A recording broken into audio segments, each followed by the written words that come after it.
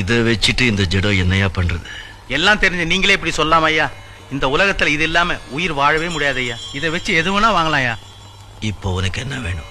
உங்க ஆசீர்வாதத்துல எல்லா வசதியும் இருக்கு ஐயா. ஆனா வாழ்க்கையில எனக்கு நிம்மதி மட்டும் இல்லையா.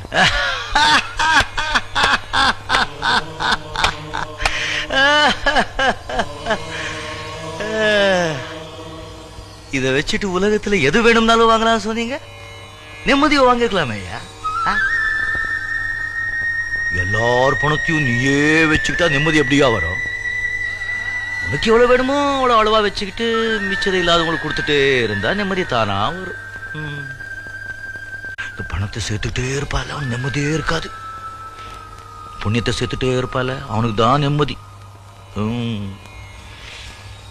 ஆமா, வரும்போது ஒண்ணு கொண்டு வரல, போகும்போது ஒண்ணு கொண்டு போக போறது இல்ல.